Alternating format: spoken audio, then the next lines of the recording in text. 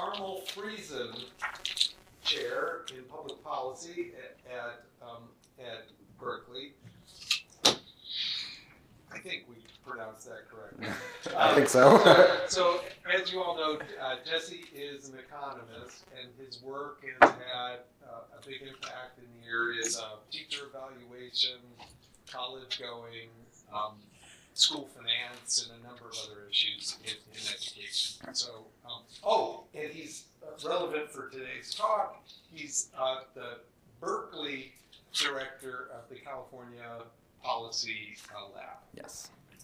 Thank you. So, thanks, Jesse. Thank you.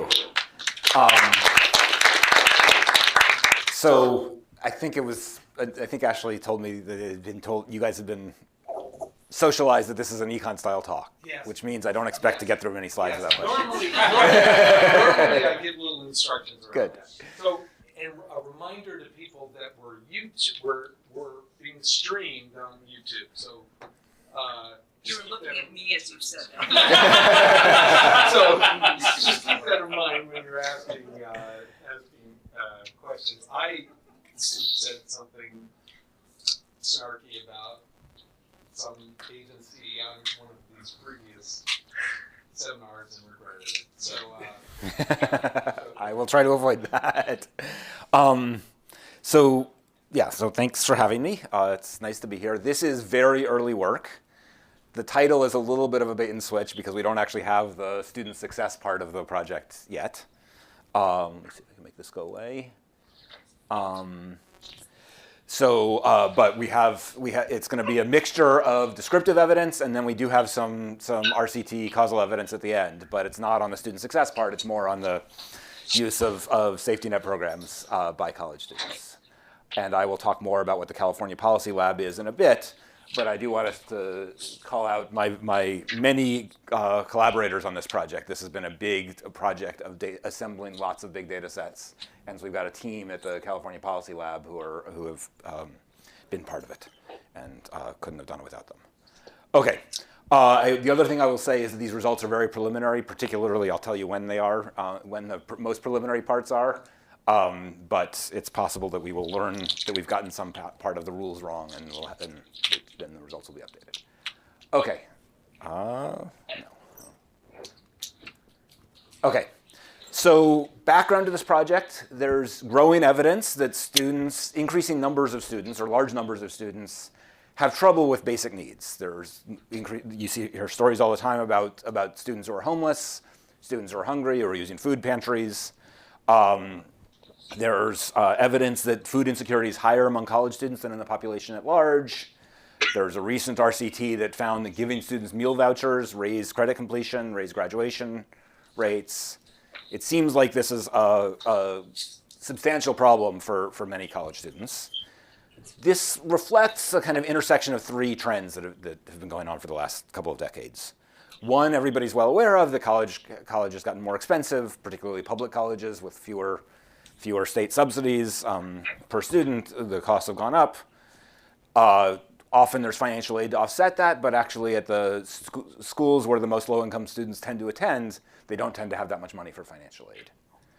The second trend is that we're trying to send more students to college, particularly students from low-income families and students of non-traditional ages who don't have a lot of resources to fall back on. And I guess the third I mentioned is that the aid that's available at the schools that low-income students tend to enroll at tends to be less generous than at the more selective schools where higher-income students enroll. It tends to be aimed at covering, what there is covers tuition and doesn't really go beyond that. So that means that there's a bunch of students who we're trying to send to college, and we don't have support to let them do it, and so they're often hungry. So this just gives an example of this. What I've done here is I've used the net cost calculators for three institutions: UC Berkeley, Cal State East Bay, which used to be Hayward for those who know that, and De Anza College, which is a local community college, where I've taken a student whose parents earn $30,000, the student earned $10,000, there's 4 people in the household, this is the only student in college. Not the only situation, but a not crazy situation to think about. And I've just plugged those into the net cost calculators from the different schools. They all ask whether you're planning to live on campus or not. So for Berkeley and Cal State East Bay, I show both of them. De Anza College doesn't have on campus, so it's all off campus. And what you can see is that each of these schools, room and board is actually a pretty big share of the total costs, right? Much higher at the community college, but even at Berkeley, which has the highest tuition of the three, room and board is something like half of the total cost. You can also see that the net cost is pretty substantial for this student. This is a student who does not have a lot of resources. The expected family contribution is going to be quite low, but these students don't have enough aid to cover all need. And so these calculators give you pretty substantial net costs, which generally are comparable, not quite at Berkeley, but at the other two are comparable to the cost of room and board. The aid is available to meet tuition costs, but it's just not going beyond that. Now, you might, if you're familiar enough with the various scholarship programs out there, you might think this is not accurate, and I think you might be right. But this is what the college's net cost calculators are saying, and so I thought it was a good first pass. I was actually interested in why it varies so much. These are all in the Bay Area. They are. So why is room and board $24,000 at De Anza off campus, but at Cal State East Bay it's like $14,000? Well, De Anza is actually in a more expensive part of the Bay Area than Cal State East Bay. So There's some of that might be true, but there's also a lot of uncontrolled variation in net cost calculators. They get to set their cost of attendance, right, and define themselves what room and board is. Yes. And they're not, and these are schools that are not committed to meeting the entire need. A school that is might face some disincentive to overstate the cost, but a school that isn't, in any case, this is what they have. Yeah. Is there a reason why the off-campus tuition and fees at De Anza College is different? So De Anza College only has off-campus. Okay. The community colleges have lower tuition than the Cal States, which have lower tuition than the UCs. But yeah. Okay. So financial aid hasn't kept up with the growing need. And I think there's increasing attention in the kind of higher ed policy world to, we're not getting more money to provide enough financial aid to meet the need. Where can we turn to for other sources of support? And there's increasing attention to the role that safety net programs can play. In many states, a lot of TANF dollars go to provide what amounts to financial aid for students of various kinds. States have a lot of control over how to spend TANF money, which is the new welfare, not so new anymore. But there's also growing attention to the use of SNAP, which is what used to be known as food stamps by college students. Traditionally, students weren't eligible for SNAP benefits, but that was loosened in the 80s and was loosened more in 2021.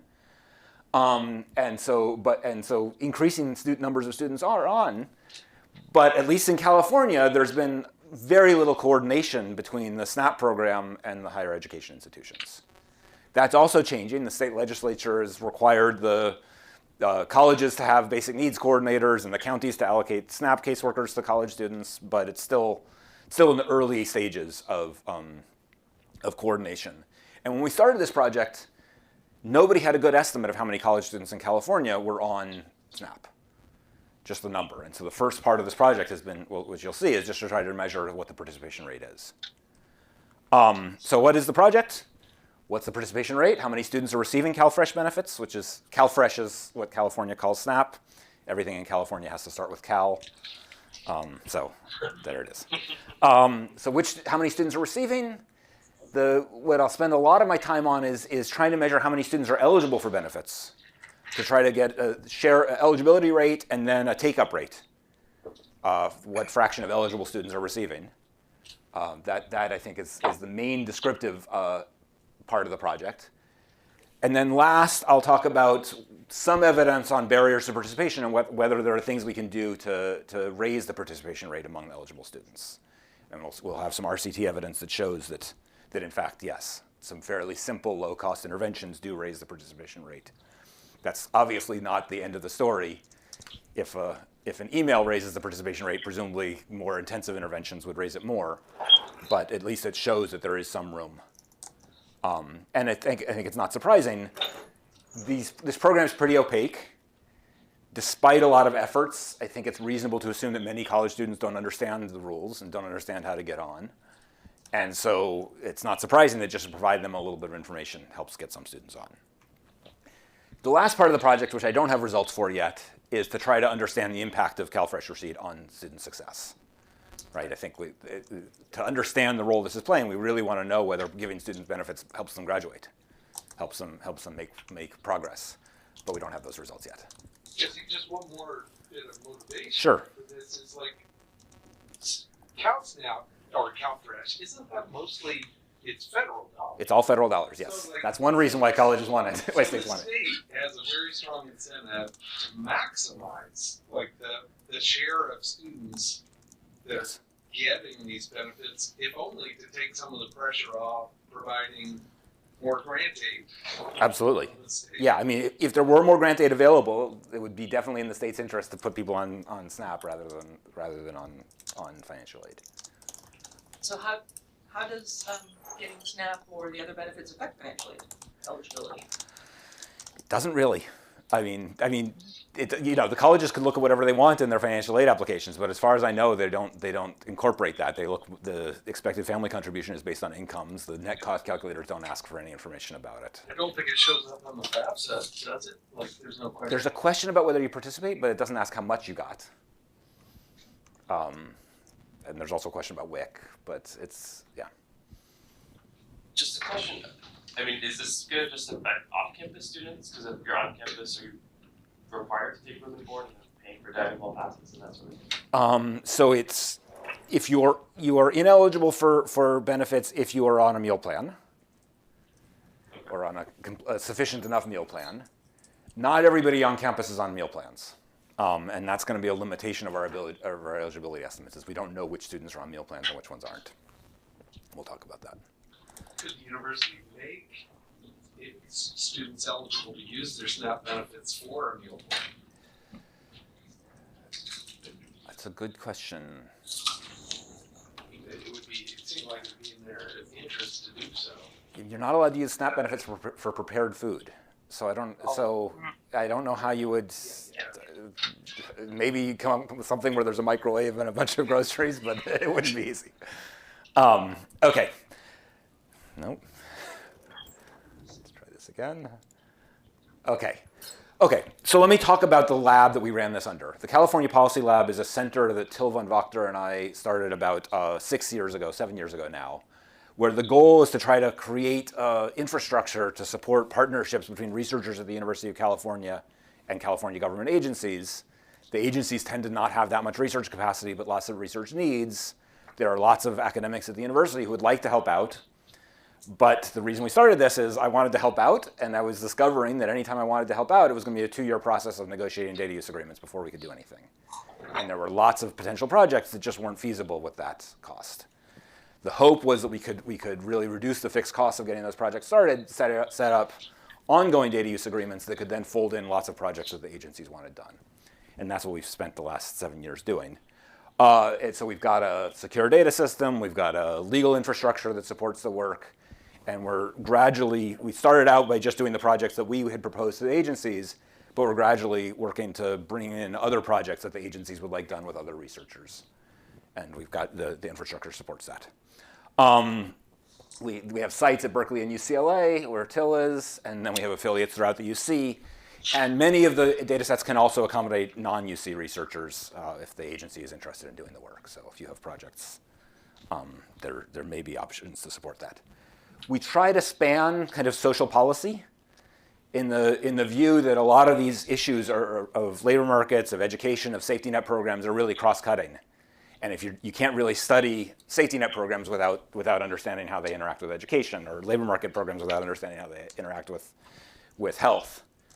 But the agencies that run those programs are all very different and don't do a good job of sharing data with each other. So a lot of what we can offer is that often it's easier for each of the agencies to share with us and allow us to link the data than for them to share with each other.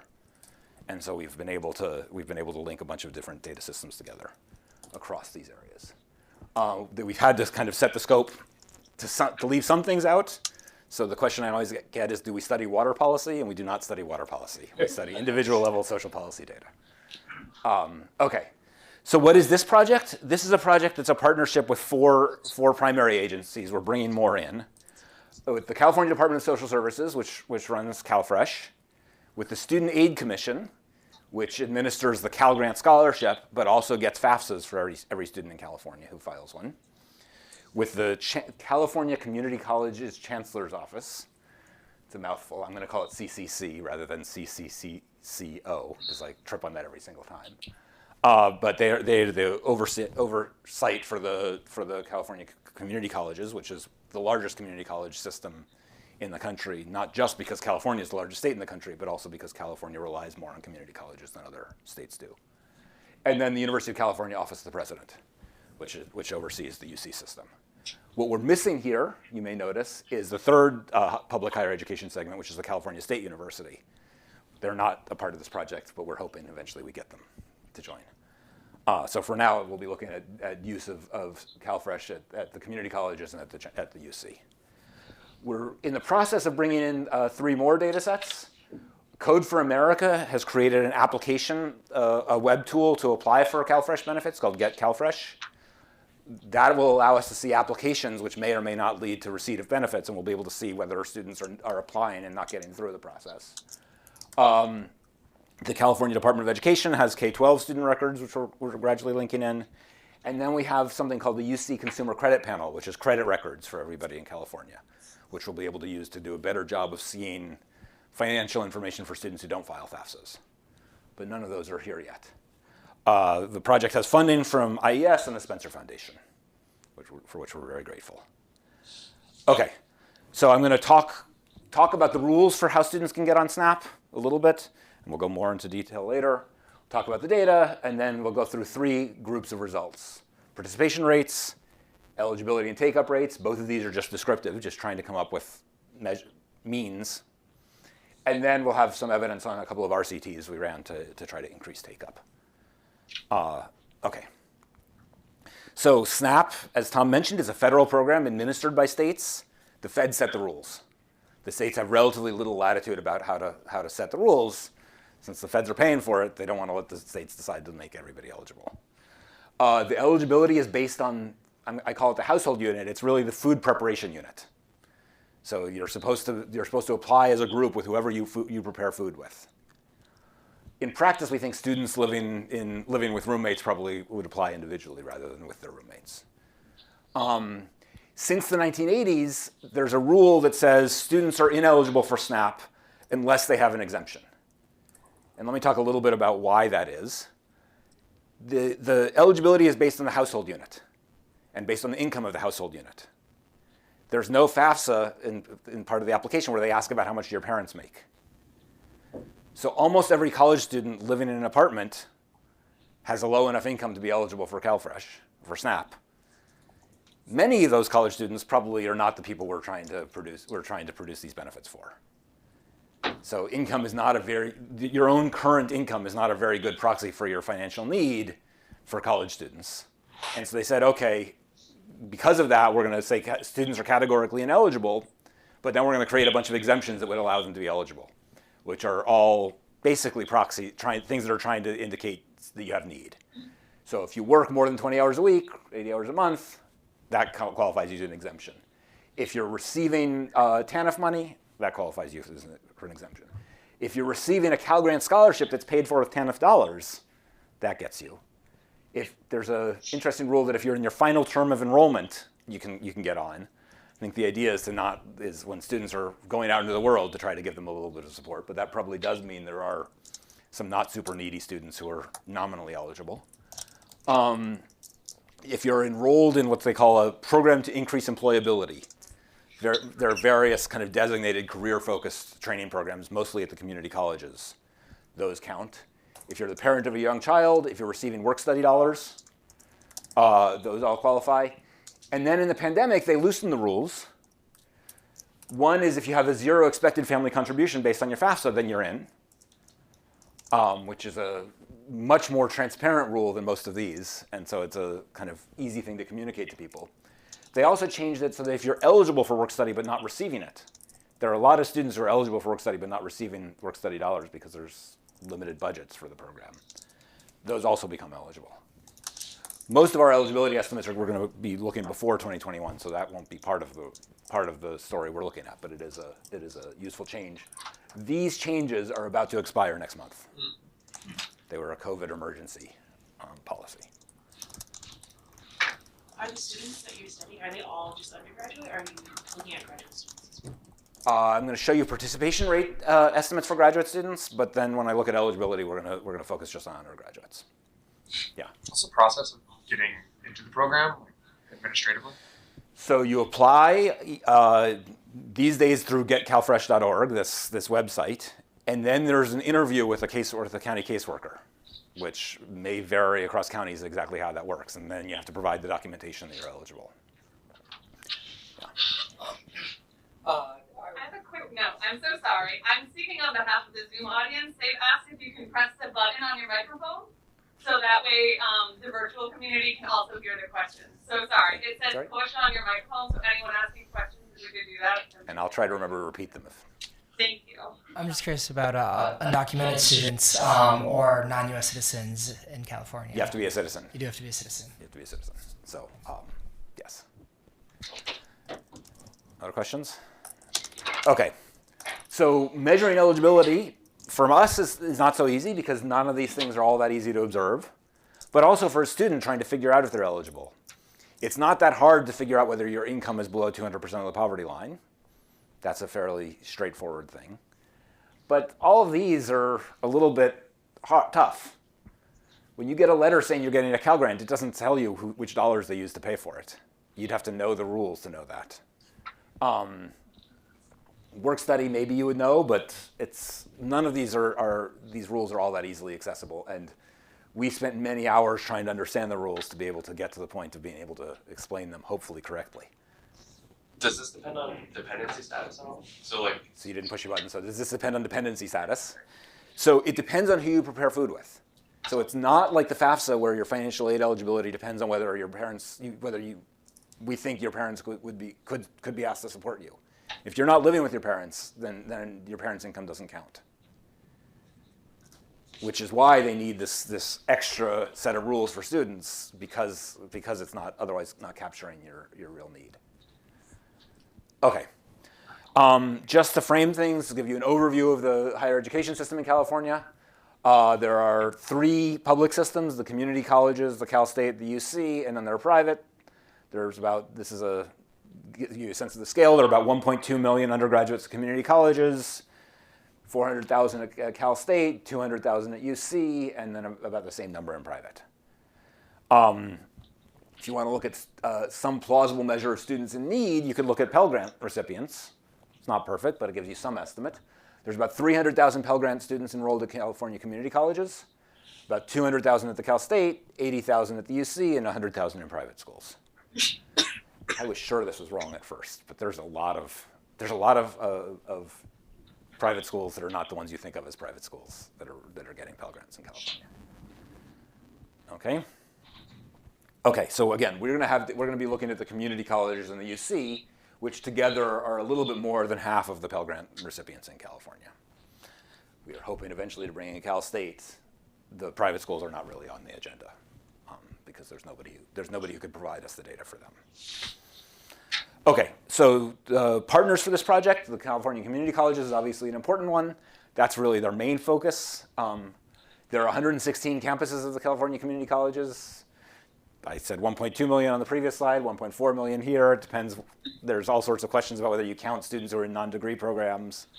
You can get as high as 2 million, but somewhere in that range. Many of these students are non-traditional.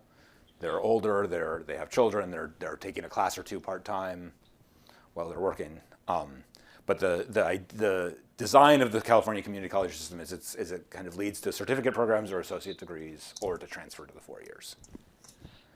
Okay, UC, again, about 230,000 that are a mix of first-year enrollees and transfers. And then the California Department of Social Services, which has the CalFresh data. We get monthly data on all the people on CalFresh. And eventually we'll get applications from getcalworks.org.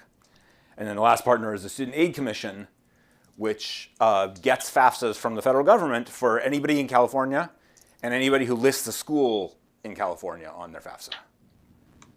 So basically anybody who's enrolled at any of these schools who filed a FAFSA, we should have their FAFSA. Okay, and that's going to be our source of financial information for measuring eligibility.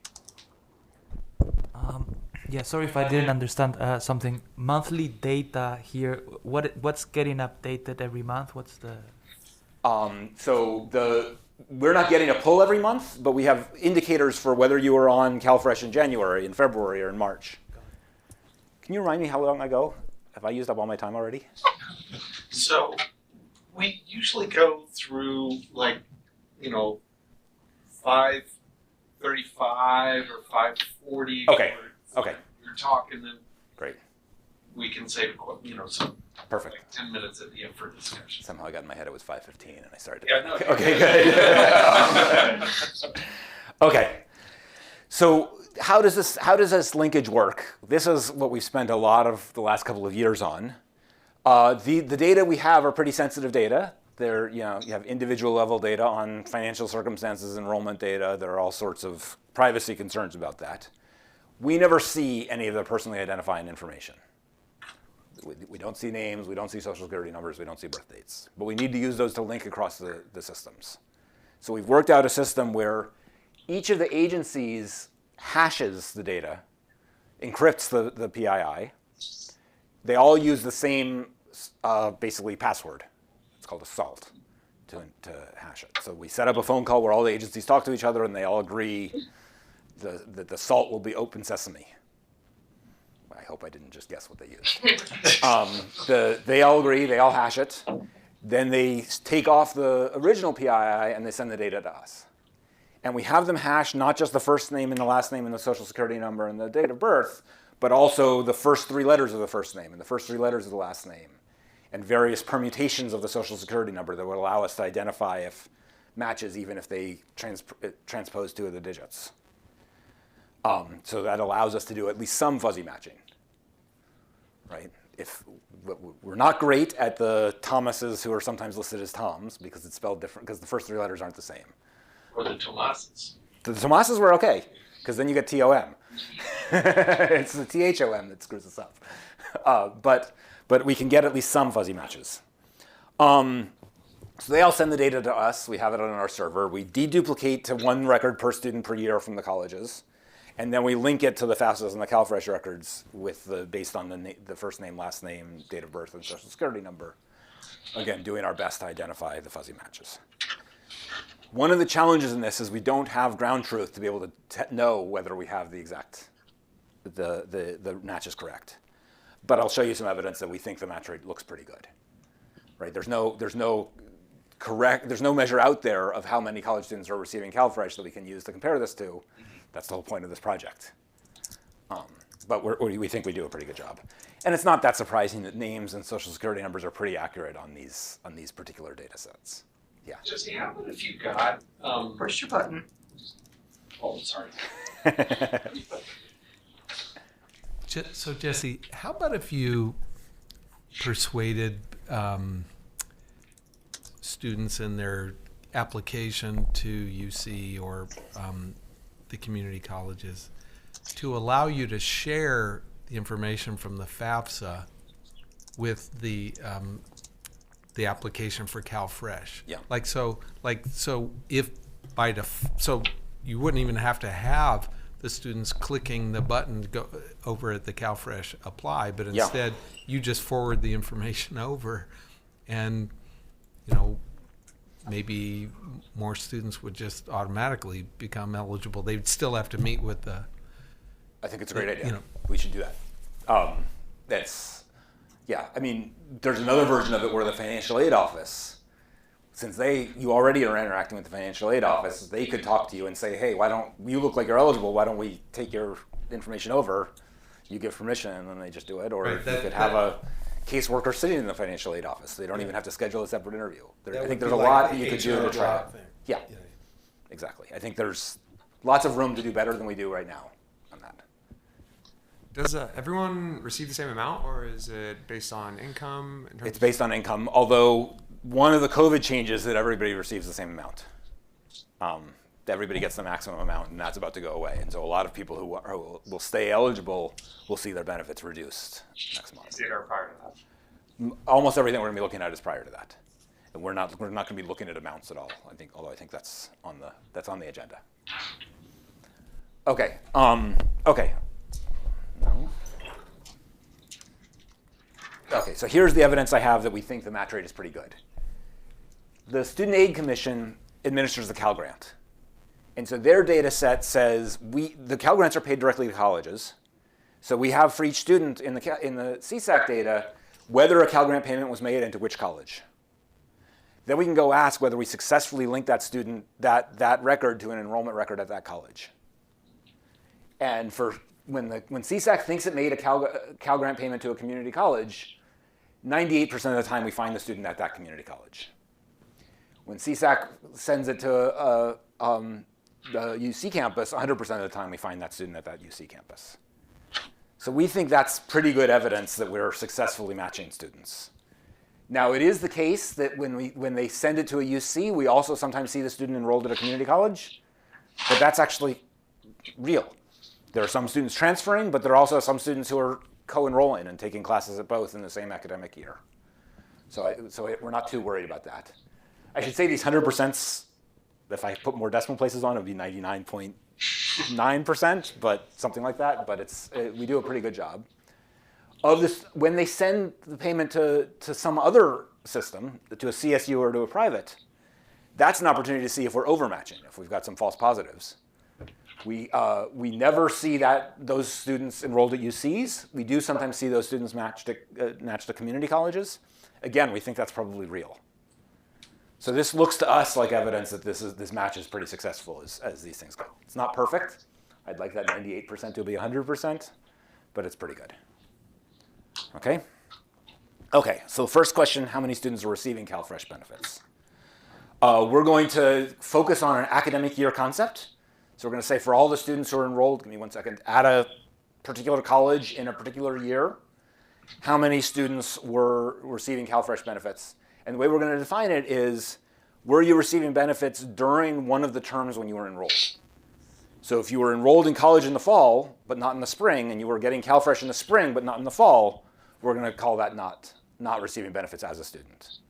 But if at least 1 month during the term you were enrolled, you also got CalFresh benefits, then we'll say you were participating. That should work. Okay. I was actually curious, sorry, on your match slide. Yeah. Presumably, for the UCs, they see if there's an enrolled student and they're at a community college, that should show up probably in their records as they're in the school. Have you asked, what percentage of your sort of target population also has community college enrollment in a year? I haven't. I am not 100% sure it would always show up. Okay. Presumably, usually the student will claim that class for credit at some point, but they may not do that until later. These systems operate pretty independently and don't share data back and forth very. No, the assumption would be that it would just show up straight up in UC's system because the student wants credit or they're transferring. It seems like you could get some number, as opposed to just eyeballing and say this seems reasonable to us. Sure. You could get some data on. No, I think you're right. We could do it. I'm not sure it would show even when the campuses know it. I'm not sure it would make it up to the UC Office of the President where our data comes from. It might be that the campus registrars are the ones who are kind of processing that. But it's a good point. We could look at that. I guess I'm more comforted by this 0 than where I don't have a strong prior about exactly what this number should be. But yeah. Okay. Okay. So we're going to count all the students who receive benefits during at least 1 month of a term when they're enrolled, and divide by all the students who were enrolled for at least 1 term during the academic year. For now, we're including summers. I think that probably in the next version we should take summers out, or summer-only students out. It's a different kind of situation. Okay, we are not, by the way, limiting to full-time students. Okay, so here's what it looks like over time. The enrollment rates in community colleges over the last 10 years, basically 10% of their students in any given year have been receiving CalFresh benefits.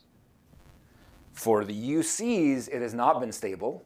It was close to 0 in 2010-11, and starting around 2016-17, it shot up. This is right when the UCs started really prioritizing outreach and creating basic needs centers on all the campuses and trying to get students onto CalFresh. We don't have a RCT, but it sure looks like it worked. So now there are actually more UC students receiving CalFresh benefits, undergraduates, than there are community college students, a larger share. Where we think that, we know that UC students are on average quite a bit wealthier.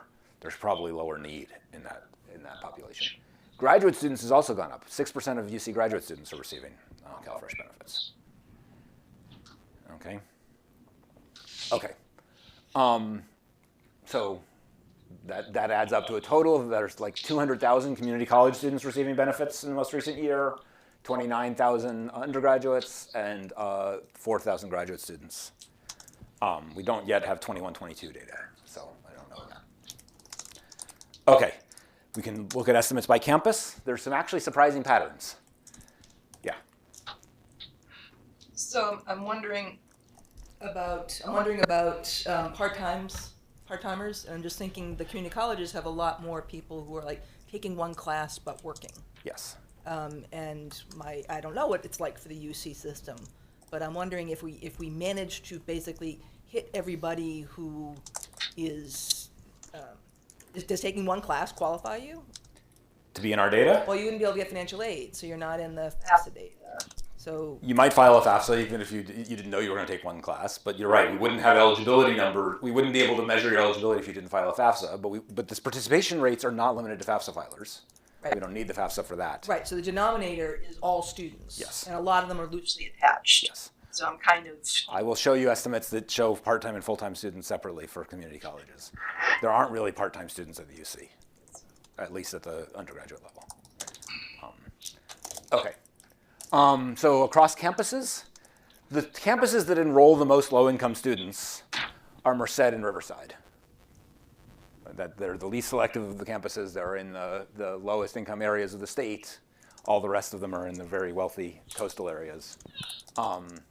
But they do not have the highest shares. Well, Merced has the highest share, but Riverside doesn't have a particularly high share of students receiving CalFresh.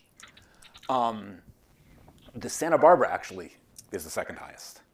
Santa Barbara is nobody's idea of the low-income student school in California. But Santa Barbara is also a school that has a very aggressive basic needs office and a county that is really interested in enrolling students. And again, it seems like it's paying off. At the graduate student level, UCSF, which is a medical school, and most of the graduate students there are actually in nursing programs and not doctors, but a third of their graduate students are on CalFresh. And again, it's a school that has really prioritized getting students on. So okay, overall, so yeah, there's interesting variation across regions. And for community colleges, I'm not going to show you all campuses because there's too many of them, but we'll show you regions. This pattern is less surprising. The lower income places are the ones that have the higher participation rates. The Central Valley is the lowest income population center. The Inland Empire is also fairly low. Yeah. So Jesse, so just I'm sorry if you already covered this in an earlier slide, but I can't recall. Just what's the magnitude of the dollars involved here? Like, so say if you got a student signed up, just for me to in terms of relative to those. No, I haven't showed that. How is this eliminating? Half of that net price? Is this no. a quarter of the net price? No, or? for a single student on by themselves, I think it's $250 a month prior to COVID. There's a kind of add-on with COVID. If they're the very lowest income, but if it could be as low as $40 a month if you're just barely eligible. Most of the students who are on are not just barely eligible. They're way below the threshold. They're way below the income threshold, so they'll be closer to the higher number. But that's still not gonna close that basic needs gap. And again, if you remember that slide where I showed the budgets, the unmet need was roughly equal to the room and board.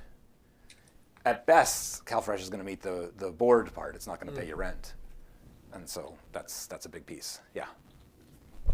Are you interested in doing a more systematic analysis of why you have the variation across the schools? Like, could you do a Wohaka blinder decomp, as we just talked about in class today, where you'd be, looking at how much is driven by the composition of the schools versus how aggressive the school is in translating those characteristics into receipt? I'm going to show you in a few minutes eligibility rates and take-up rates by campus. We can do more than that. We can go deeper into among the eligibles which ones are participating. I'm interested in that, but we have not done that yet. But for now, I can at least control for the share eligible in that analysis. Okay, you can also look by various measures of financial need. Because we're going to be using FAFSAs to measure eligibility, we're really interested in how many students are participating who didn't file FAFSAs. We can't measure that. At the UC, there are very few students who didn't file FAFSAs who are on CalFresh. That's not that surprising. If you have the sort of income that would mean you need CalFresh at the UC, you're probably applying for financial aid and filling out the FAFSA. You can also look at it by various other measures of need. At the community colleges, where there is not as much aid available, and many students wouldn't qualify for it because they're only part-time, there are more students who are not filing FAFSAs. 60% of community college students don't file FAFSAs, and more of them are participating. So we're missing some eligibles at the community college. But at the UC, we think with the FAFSAs, we probably have most of the students who could be getting benefits. You can also look by race. I think you see the patterns you would expect. They're pretty similar across the two systems.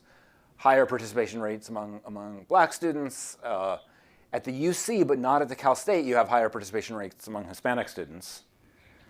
I think this is an interesting fact, and it may relate to the question somebody asked earlier about non-citizens. There are going to be a lot more Hispanic non-citizen students, I think, at the community colleges, and they wouldn't be eligible. We can look by living situation. There was a question about students in dorms. There are very few students living on campus at the community college, but at the UC, about a third of students live on campus, and they actually have a pretty higher than average participation rate. So that's not shocking. Again, many students live in dorms that don't have meal plans, and so they are eligible. We don't at the moment have data that allows us to distinguish which students have meal plans and which ones don't. And so we could say that any student who's on campus is automatically ineligible, but that doesn't look right given how many are receiving benefits. Relatively few UC students live with their parents. Relatively few of them are participating. But the off-campus students, a lot of them are participating. Now, the people without FAFSAs, again, not very many of them are participating. At the community colleges, a lot more students live with their parents, but the ones who are most likely to participate are the ones who live off-campus. Yeah. For students who are living with their parents, could they be under their parents' CalFresh? So you could in principle be on your own case or on your parents' case, depending on whether you prepare meals with your parents or separately. For a lot of college students, I think that's ambiguous, and so I think you could make the case either way. We will see you regardless, because we see all individual participants. We have not yet done that kind of analysis of how many of the students are on their own versus their parents' case, but that is on the agenda. Are we assuming on campus just means dorms? Because I know like some colleges also have like on campus apartments. Do those count as well or no? So we're taking this from the FAFSA, where the FAFSA asks you where do you plan to live during school, and the options are on campus, off campus, or with your parents. I don't know how people answer that, and one thing to keep in mind is that this is what you plan to do when you filed this a year before the actual enrollment. And so it may be that your plans don't line up with what you actually do.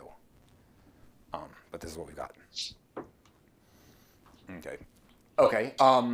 So this is the part, now we're going to look at the eligibility, how many students are eligible, and of those, how many are receiving benefits.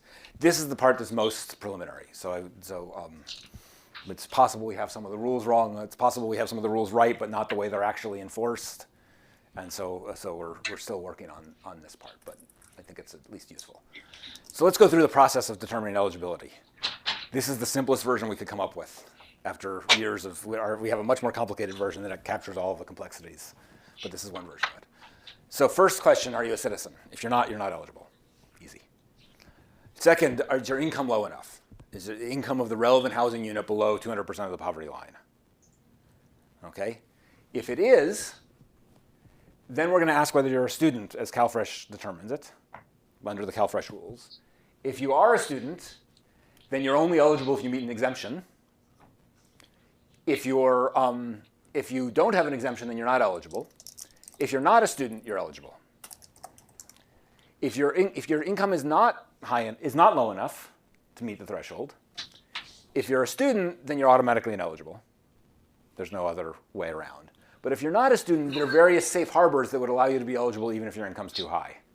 If you're on general assistance or TANF or other things, you can be eligible even if your income is too high.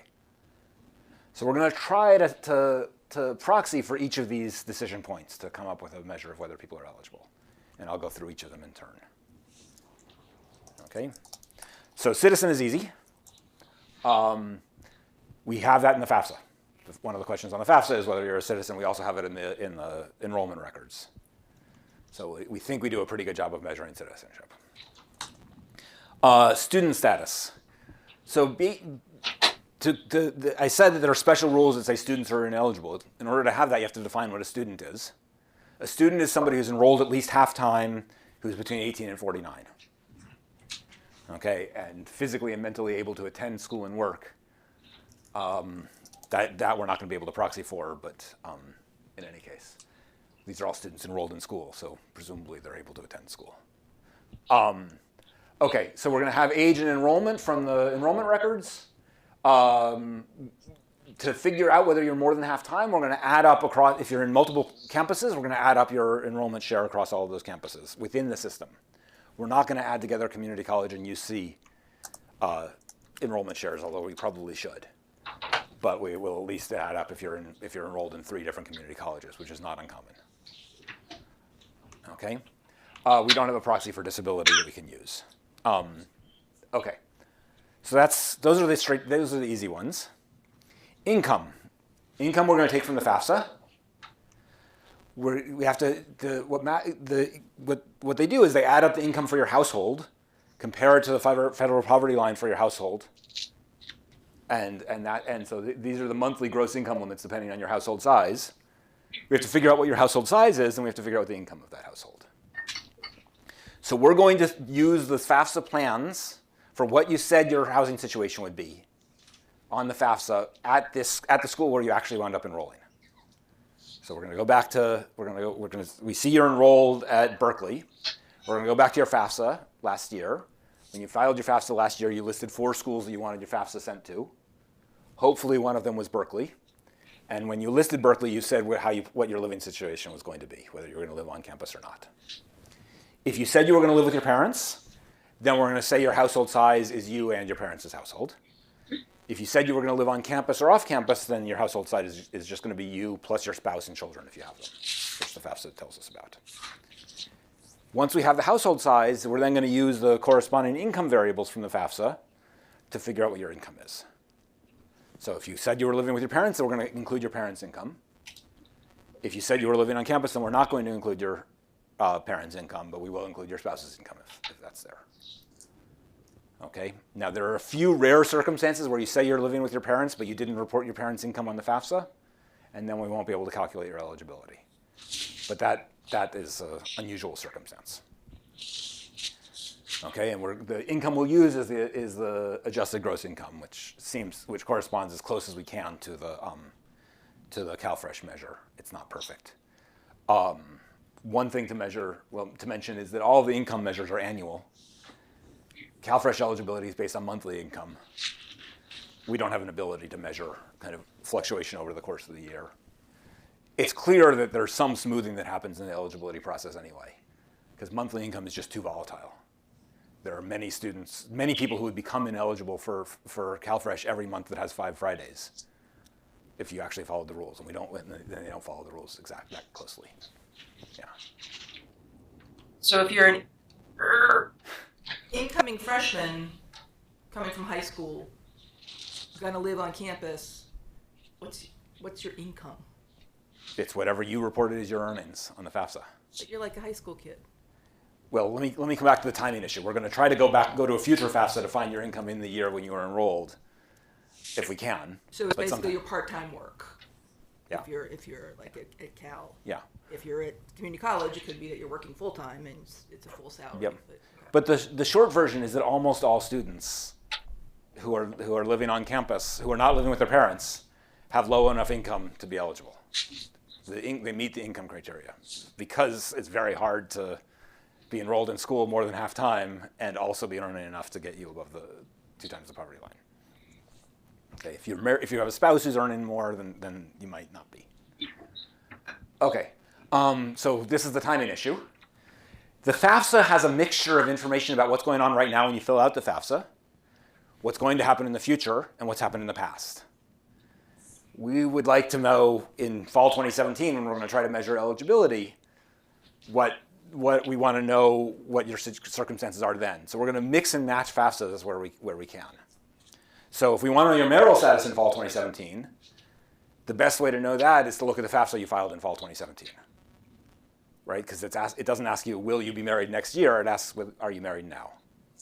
If we want to know your living situation in fall 2017, we should go to the FAFSA in 2016, when you said, where are you expecting to live in 2017-18?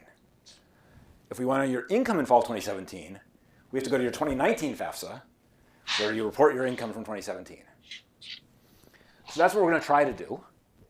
If you have FAFSAs from 16, 17, and 19, we'll get your housing plans from 16, your marital status from 17, and your income from 19. However, not all students are going to have all of the FAFSAs we want. And so we'll accept information that's off by a year when we do this. That's not perfect. We've tested and we've shown that income in other years isn't more predictive of your participation than income in the right year. We probably need to do more on the housing situation and figuring out how many errors there are in that. All right. Jesse, so you're clearly doing a very thoughtful job of matching like the data you have to the rules that you know. But like an alternative, maybe this is something you consider or maybe not, is imagine you could go collect for a random sample of the data, really high quality information that you would need to have a confident sort of determination that they're eligible or ineligible, and then use that sample to train some machine learning algorithm on using the rich set of observables you have to see sort of how either to see how well this goes or to use as a way to estimate who's eligible. You're right. We have not decided to conduct a survey. We are planning to get the applications from getcalfresh.org, which will have a lot of the information as the student self-reports when they apply. It's possible that's inaccurate, but I'm not sure it's any less accurate than the survey would be. Right. So that's exactly what we're hoping to do with those data once we have them. We don't have them yet. But yes, that would be the goal. Let me mention one other thing one other goal. One thing you might want to do, to Tom's point about maybe the colleges could help students get on, you might want to know, if you didn't have all the information you had, but just had the information that a college had, how well could it do at predicting eligibility? That's another machine learning task we're going to do, is to try to say, given limited information, how well can you predict our fuller information measure? But we haven't done that yet. Okay, so the hard part about measuring eligibility, I thought income was going to be the hard part. Income turns out not to be the hard part because so many students are income eligible. The hard part is the exemptions. And we just don't have very many of these. So I'll go through what we have. Cal Works participation, we have that. If you're receiving TANF, if you're on TANF, we can tell that. But not very many people are on TANF. If you have a Cal grant funded by TANF dollars, we can see that as well. That's more common. Basically, at the UC and Cal State, the Cal grants are funded by TANF dollars. At the community colleges, they're not. So that's something the colleges could do, the state could do to increase student eligibility, is use some TANF dollars to pay for Cal grants at community colleges. Just use $1 per student. Yes. The big one that we don't have is if you're working more than 80 hours a month. We can see on-campus work, but we can't see off-campus work, and we think most students who are working are not working on campus, and we just don't have it. We could maybe use your earnings as reported on the FAFSA and try to kind of assign you an hourly wage and come up with something like that, but we just don't have it. We haven't done that. Work study, we see whether you were paid work study funds. We don't see whether you were eligible for work study funds and not paid them. And in 2021, that's what it takes. Prior to 2021, payment is what matters, and we can see that because the systems pay it out. No? You were about to ask. Doesn't FAFSA say that you're eligible, or you can't get that from FAFSA? I'm not sure. Maybe you could compute it from the FAFSA information. So eligibility for the for a work study depends on your institution, how much money it got historically to. So it's not like it's not a federal formula that. No, it's like the money. It's a campus-based program. They get lumps of money that they can divvy up to give to whoever they want to, and it's kind of not. It depends, and it could. You're a given kid with a given income could be eligible at one school and not another based on how much money that school got and how many low-income kids there are at that school. Okay. So Sarah Turner's written about this and how arbitrary it is because the formula is based on something from the 70s, right? And guess what? It results in upper-income students at elite schools being able to get it more easily than low-income students at community colleges because the community colleges don't have enough for it. So I don't know. It's just so the institutions should know who's eligible because they defined who was eligible. Mm-hmm. But they don't have it in the data sets they've shared with us. And in fact, they might be encouraged to define eligibility in a way that could maximize, eligibility for CalFresh. Although again, the rule that says you can get CalFresh if you're eligible for work study, that expires next month. And after next month, it has to be you're actually being paid work study dollars. But they could still make sure more students were paid work study dollars. They could make sure everybody gets an hour or a semester of work study. No plan to re-enroll.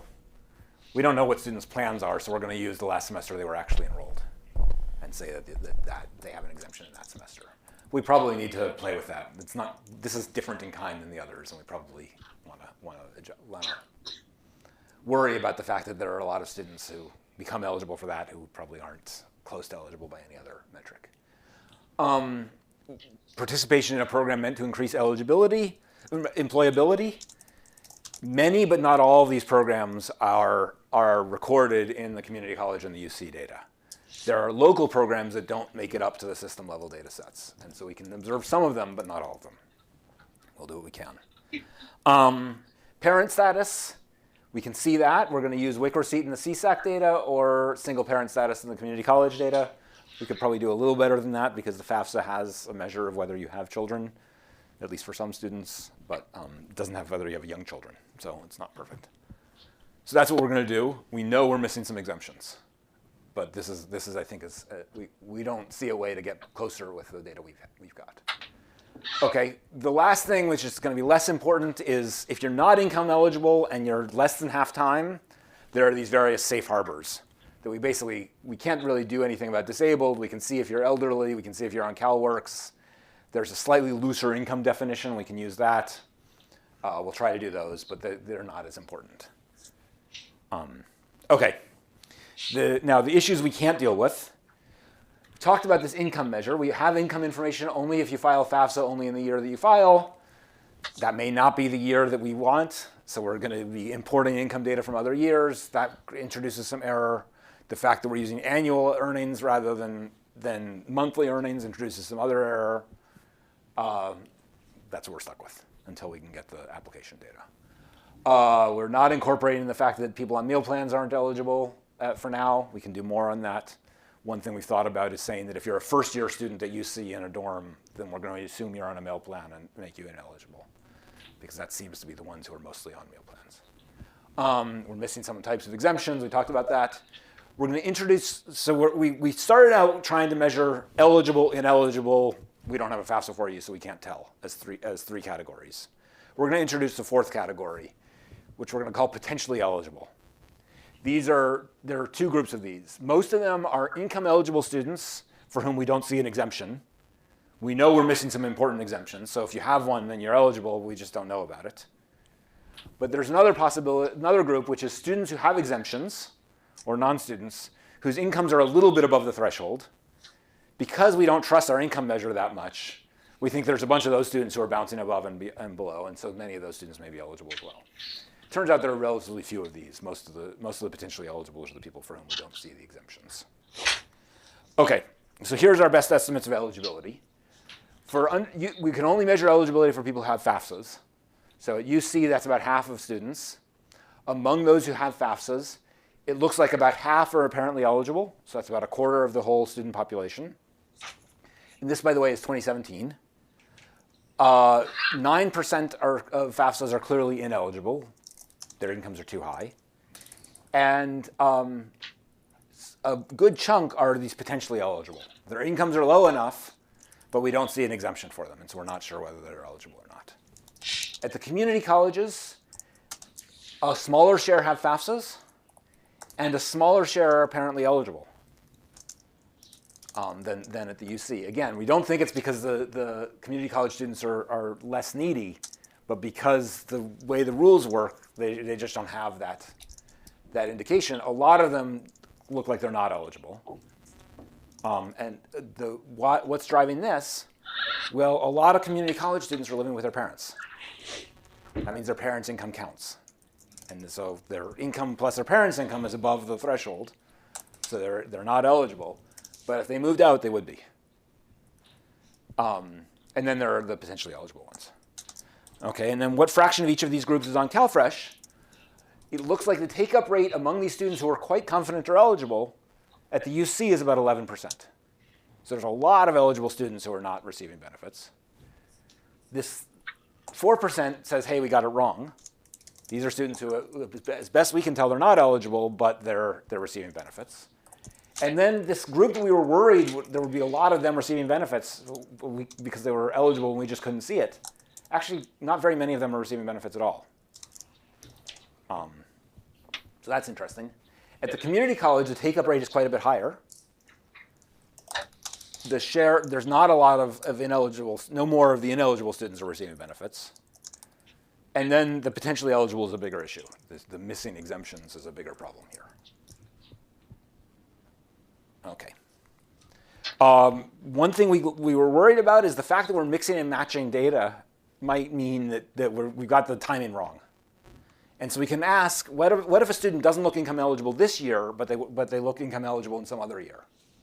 Or what if they don't have an exemption in this year, but in some other year they have an exemption? And it's going to turn out that if you have an exemption in any year, you're pretty likely to participate in CalFresh if you're income eligible. So we probably, if we wanted to come up with a better estimate of eligibility rates, we probably want to include people who don't have an exemption this year, but we see one in some other year. And by the way, we're not counting last term of enrollment for this, because everybody gets an exemption from that at some point. But the other programs, if you're in a program to increase employability in some year, we should probably say you're eligible in all years, and we're just not seeing it in all those years. If you look at the income, it doesn't look like using the wrong year's income makes as much of a difference.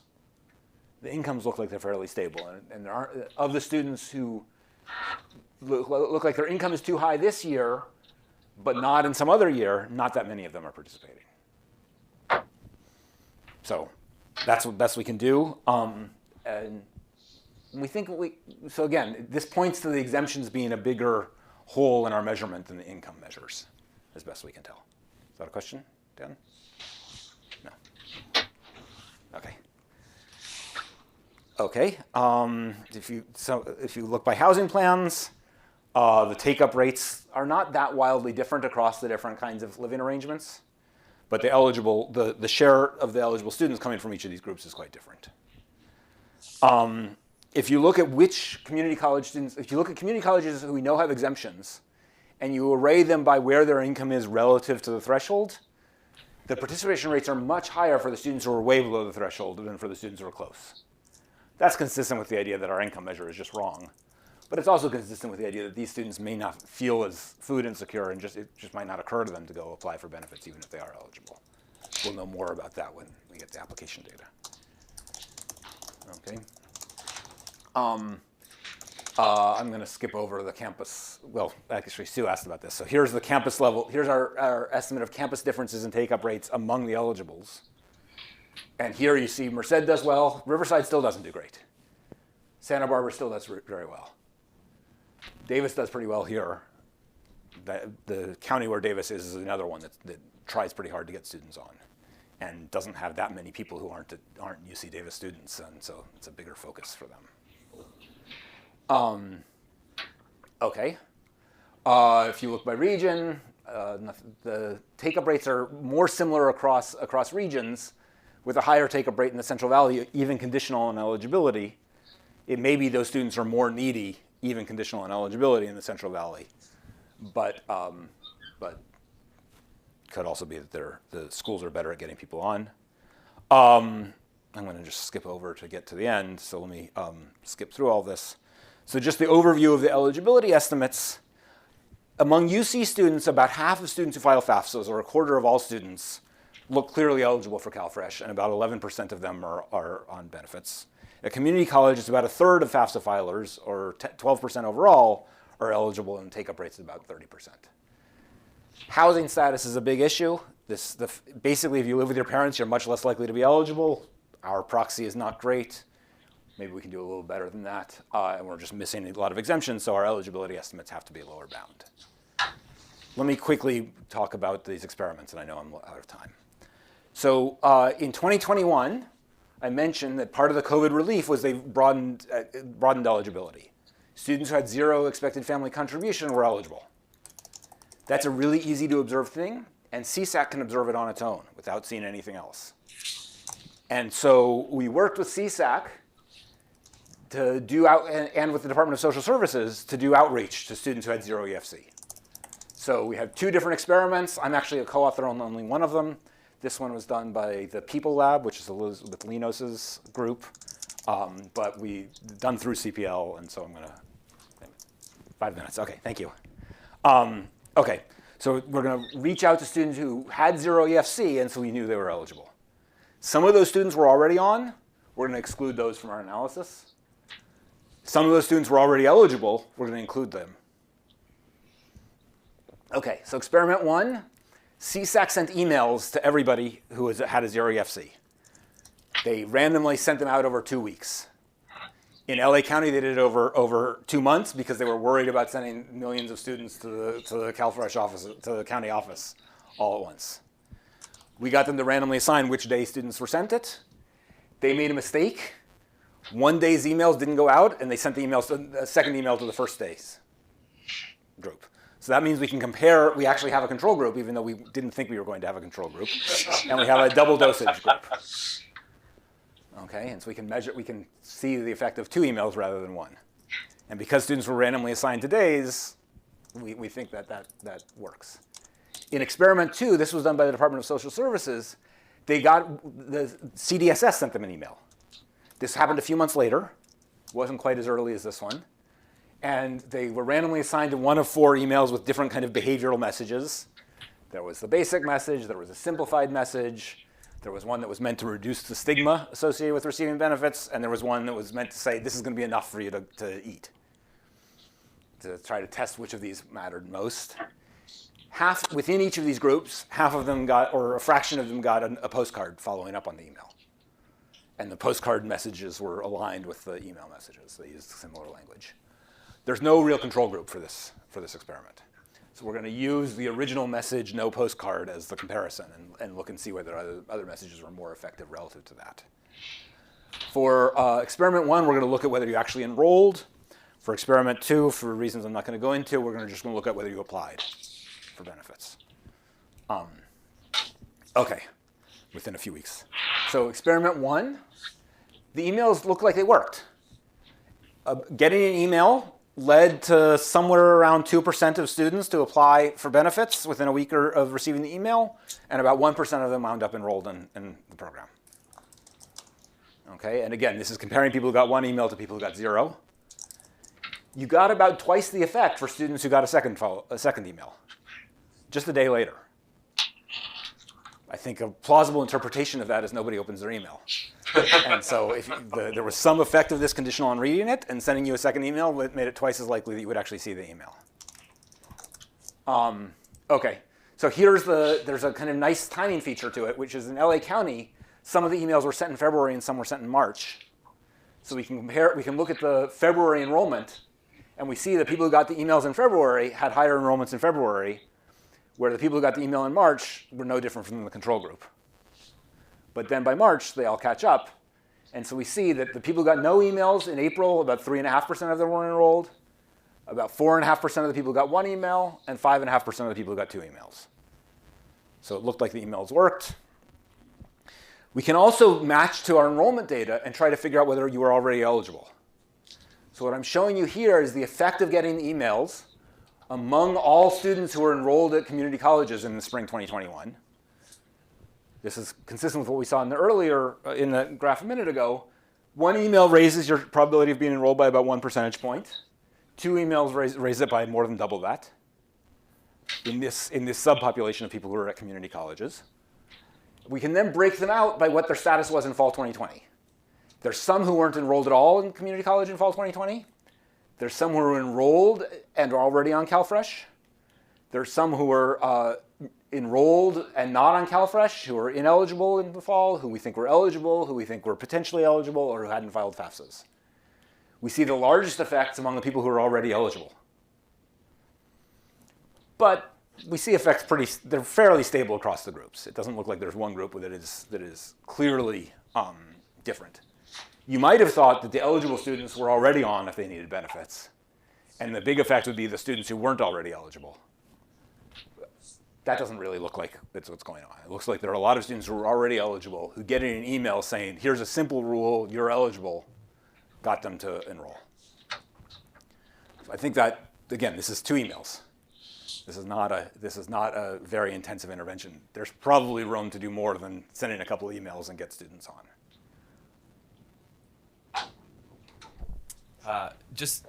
Can you clarify how long the CalFresh application is? I'm just thinking about like some of the work done on complexity of the application and that kind of affecting take-up. I don't have a good way of describing it. It's not as bad as the FAFSA.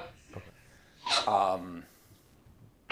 But you have to meet with But then you have to eventually, after you fill out the application, you then have to actually verify all the information. Here we're looking at whether you're actually getting benefits, not at whether you applied.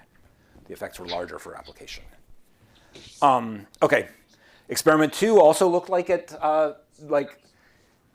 varying the message with just an email maybe increased take-up rate from 2.7 or application rates from 2.7% to 2.9% in the couple weeks after the email went out, but these aren't statistically significant.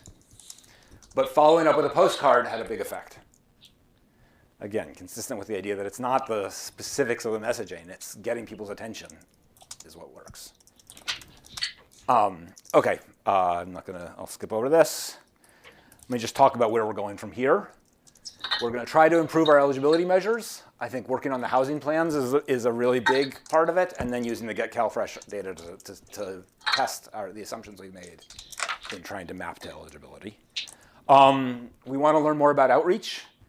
One of the nice things about having put this data together is there are a whole bunch of outreach efforts that have already happened that nobody's been able to figure out whether they worked because they didn't have data to measure whether students were enrolled. And so there was an experiment that Sarah Goldrick-Rab did at Compton College where they tried to encourage students to sign up, and then they did a survey afterward to ask whether they were on benefits. We can see whether they're actually on benefits. And so we're working with Compton College to get the data merged in to be able to do that. We also want to try to do higher touch outreach efforts. We think that you can do better than an email, but we need bodies on the ground to be able to implement that, so we're hoping to implement that. And then we're going to try to kind of give the colleges information to allow them to target their outreach better to people who are likely to be eligible. And then the next step, which I promised in the title but don't have yet, is try to come up with measures of the effect of this on student outcomes. We don't have a super great research design here. I think our initial estimates will be propensity score comparisons of eligible students who are and aren't participating. We think there's also some room to use quasi-experiments coming from the local programs that increase employability that start to count and didn't count before, and a bunch of students become eligible. We're not sure if those will give us enough power, but we're going to try. And then we're bringing in K-12 data and credit panel data. And I'm over time, so I will stop here. Thank you.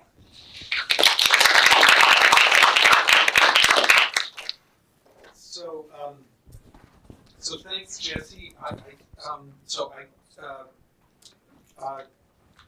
think we're out of time. We got a chance to ask questions during the talk, although I'm eager to talk to you over dinner about like how these data could be used for other questions.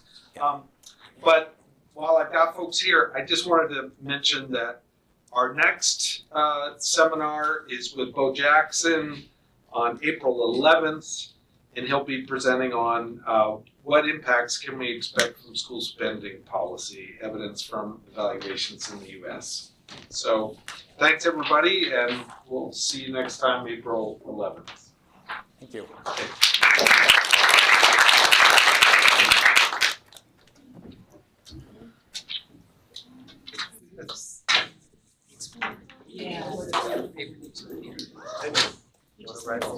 No, I actually have a preview tonight. Well, it's not really a preview, it's a Just like dip out. education policy analysis.